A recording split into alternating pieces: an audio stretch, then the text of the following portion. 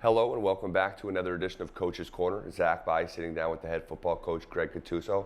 And Coach, you open up the season on the road, first ever FBS opponent against Buffalo. You guys strike early, but end up falling to the Bulls. What are some of your takeaways from the game? We have to play our game to be successful in every game. And, we were -3 in turnovers. We had 3, they had none. We lost the time possession battle. We had some really poor penalties at times, undisciplined penalties that were unforced errors that cost a couple touchdowns. We turned the turnovers, the penalties cost us probably 28 points, 24, 28 points, and it's a big difference in if you're competitive or not. And I think hopefully our team's going to learn. We've been preaching discipline and pushing them, but we're young, and sometimes you have to experience those things before you can grow. And I think that this game was a great game for us. I think the first time you play up is always difficult for kids, but I think that we came out okay, and we're going to grow from it. I was going to say, when we spoke last week, you talked about just how young the team is, and there's some immaturity things there, and that you and your coaching staff is going to have to be patient. This is one of those times. It is. It's a building process. It's funny. I was texting with Coach Franklin at Penn State this morning, and we have very similar situations in just youth and inexperience in tough positions when you're building and trying to rebuild programs. Whether we have been good in the past, which we have, the problem is we're in a new league and a new level, and it takes time. It just isn't going to happen overnight. And so we have some young guys that are talented, and they're going to get better every week. And I think that we're going to get better as the year goes on. But we're going to have to live through some bumps and bruises, and we did. It was a perfect example of, they were better than us, but we also helped them along and didn't put enough pressure on them. So I think it was a great learning experience, and we're definitely going to get better. An unfortunate incident in the first half of the game against Buffalo. Michael Nicastro, sort of the captain of your defense out there at that linebacker spot, goes down hearing an ACL. That's a huge blow for you guys, right? Yeah, Michael's become the heart and soul of this football team, and he was probably the one irreplaceable player we had, and we took a big dip after he got hurt. We both sides of the ball, we kind of tanked for a little bit of time, and you just can't do that in sports and in anything. You have to recover and be more resilient than we are. And I think that he's always been a warrior, and everyone expects him to get up, and he just couldn't get up this time.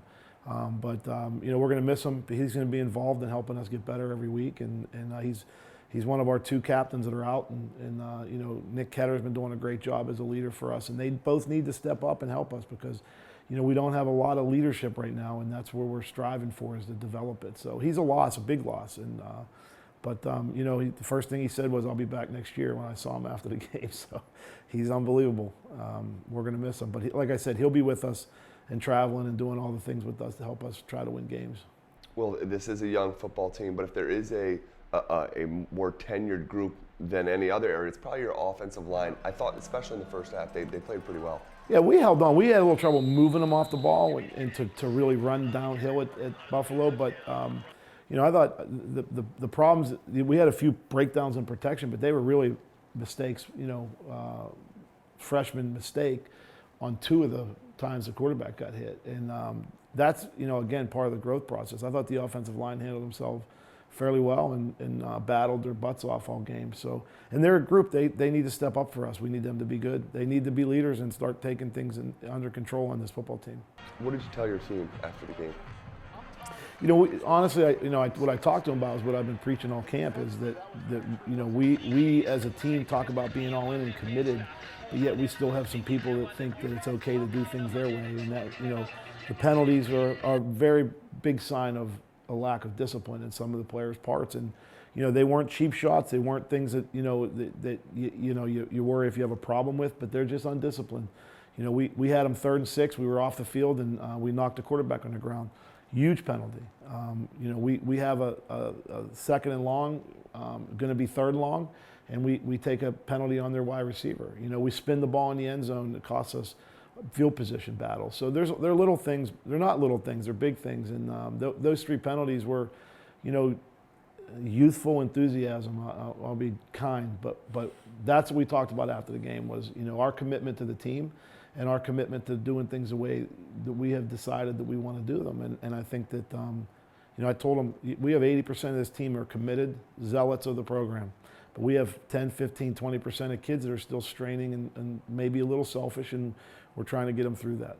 What do you think of your quarterback play, DJ Crook, largely in the first half, and then Nevin Sussman in the second half? I was overall happy with him. I think that the biggest issue was the 3 turnovers from the quarterback position. We put the ball on the ground. We fumbled on a hit.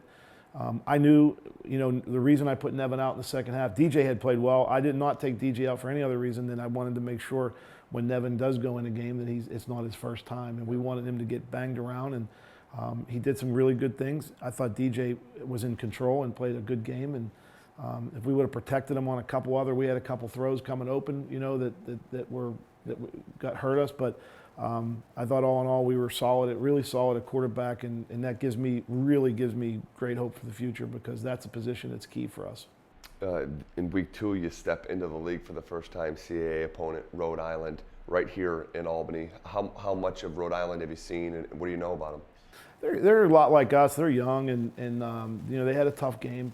Probably a little tougher than ours. And Coach Fleming, we go way back. We coached against each other years ago, and he does a really good job. And it's going to be a battle. I think both teams. This is a critical win. If either of these teams want to have a chance to have a good year, this is a critical win. And I think that you're going to see, as early as the second game of the year, some desperation by both teams out there, because it's a conference game and it's a big game for both teams. That I know they see us as vulnerable, and we see that as a team that we really need to try to beat. So it'll be a good game.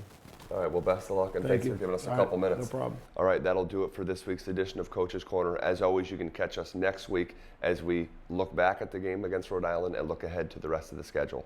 For Greg Gattuso, I'm Zach Bai. We'll see you next time.